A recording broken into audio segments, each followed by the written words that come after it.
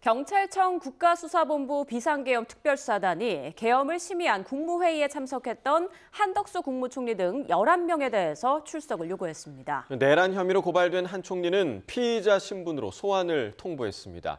자세한 소식 현장에 나가 있는 취재기자 연결해서 알아보겠습니다. 유서연 기자.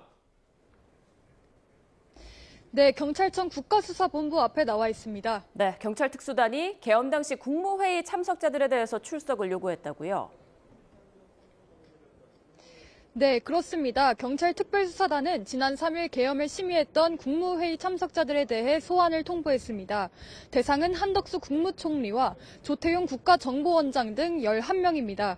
경찰은 내란 혐의로 고발된 한덕수 국무총리는 피의자 신문으로 소환을 통보했습니다.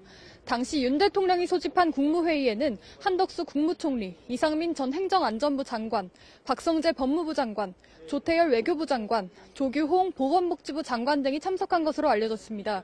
조태용 국정원장은 국무위원은 아니지만 회의에 배석했던 것으로 전해졌습니다. 특수단은 오늘 참석자 11명 가운데 1명에 대해서는 조사를 마쳤다고 설명했습니다. 경찰 관계자는 조사를 받은 인물이 누구인지는 밝힐 수 없다면서도 피의자가 아닌 참고인 신분이었다고 밝혔습니다.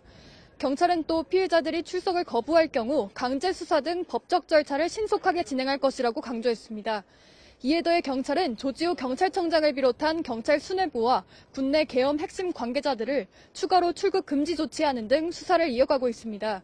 대상은 조 청장과 김봉식 서울경찰청장, 목현태 국회 경비대장 등 경찰 지휘부와 이진우 전 수도방위사령관, 곽종근 전 특정사령관입니다. 동시에 자료 확보에도 속도를 내고 있습니다. 특수단은 어제 국방부는 물론 계엄 사태에 깊숙이 관여한 방첩사령부와 수도방위사령부, 특전사령부 등의 계엄 발령 관련 부대원 투입 현황도 제출하라고 공식 요청했습니다. 특히 사안의 엄중함을 고려해 신속하게 협조해달라고 당부하기도 했는데 협조가 빠르게 이루어질지 주목됩니다. 네, 경찰이 박안수 전 계엄 사령관에게는 소환을 통보했죠?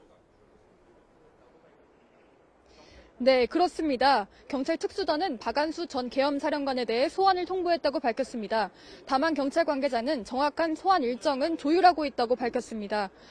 검찰이 김용현 전 국방부 장관에 대해 영장을 청구한 것을 두고는 별개로 수사를 이어가고 필요하면 메시지도 낼 것이라고 밝혔습니다. 경찰 특수단은 앞서 김 전 장관의 휴대전화 등을 압수했는데요. 휴대전화와 PC, 노트북에 대해서는 아직 포렌식 작업이 진행 중인 것으로 파악됐습니다. 그 밖에도 여인영 전 국군 방첩사령관, 이진우 전 육군 수도방위사령관 등에 대해서는 소환 일정을 조율하고 있습니다. 네, 사건 관련자들의 참고인 조사도 계속되고 있죠? 네, 경찰은 성관이와 군 관계자에 대한 참고인 조사를 이어가고 있습니다. 어제 저녁 8시 기준 성관이와 군 관계자 모두 12명에 대한 조사를 마쳤다고 전했는데요. 경찰 관계자는 YTN과의 통화에서 참고인 대상자가 많은 만큼 오늘도 계속해서 참고인 조사를 이어갈 계획이라고 설명했습니다. 경찰은 성관이 CCTV 또한 이미 제출 방식으로 전부 확보했고 분석 중이라고 덧붙였습니다. 지난 3일 비상계엄 선포 이후 계엄군이 성관이에 투입된 경위를 파악하기 위한 것으로 풀이됩니다. 지금까지 경찰청 국가수사본부에서 YTN 유서연입니다.